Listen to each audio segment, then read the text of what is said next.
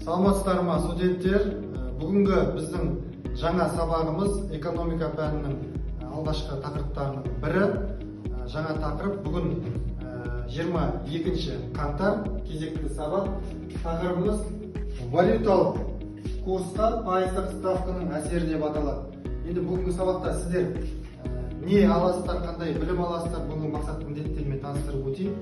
Бүгінгі сабақта сіздер ұлттық валютаның, халықаралық валютаның біздің экономикаға әсерін білетін боласыздар.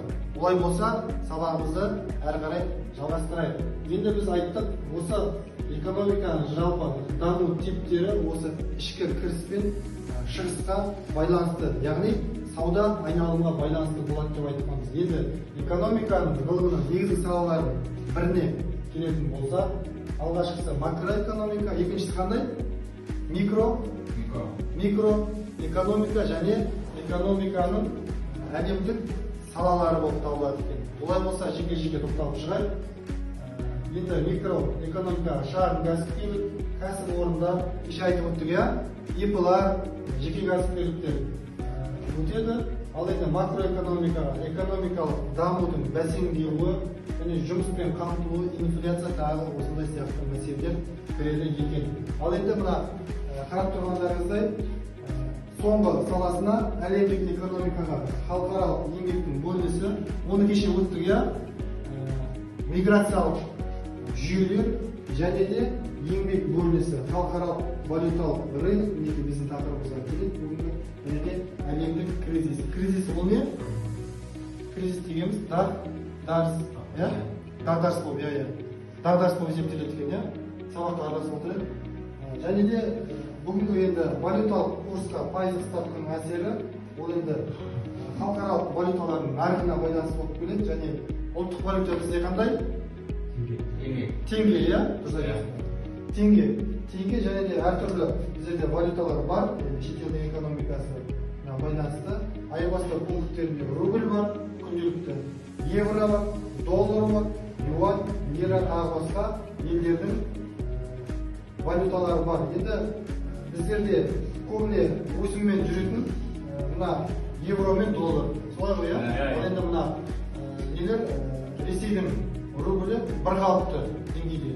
Себебі ол жақта әртүрлі жағдайлар бар, соғыс бар деген секілді осындай мәселелер бар. Ал енді біздерде тұрақты өсіммен өсіп жатқан, ешқашан құнын жоймайтын евро мен доллар. Жалпы ұлттық банктың 97-98 жылдарда ішкі валюта рыногында басқыншылығы жалғасты. Бұл енді ақш мемлекетінде болған жағдай. Олар теңгенің аталуы бағам тербелісінің деңгейлестіру мақсатында жүзеге асырылып, осы мезгілде республикамыздың 7 жыл ішінде ұлттық валютаның ақш долларына қатысындағы ең төменгі құнсыздану көрсеткішіне 2,8%-ға қол жеткізілді. 99 жылдың сәуірінде жаңа түзімді енгізген кезде ұлттық валютаның 30,3%-ға күрт құнсыздануы болған болатын. Сонан соң құлдырау қарқыны мамырда 12,4%-ға, маусымда 2,5%-ға кеміген. Ұлттық валютаның рынокта белсенділігінің едәуір төмендігін ескергенде, бұл валюталық рынокта ағымдағы нарықтық жай-күйге пара-пар салыстырмалы тепе-теңдікке қол жеткізген туралы айғақтады. Одан арғы мезгілдерде теңгенің биржалық бағамының орта айлық тербелістері 0,13%-дан аспады. Тұтастай алғанда 99 жыл теңгенің ақш доллары үшін бойынша биржалық бағамы 64%-ға кеміді және жылдың аяғында бір ақш доллары үшін 138 теңгені құраған болатын. Енді неге бұл жайында айтып отырмыз, студенттер? Себебі ақш доллары өте біздің әлемдік экономикаға әсері зор.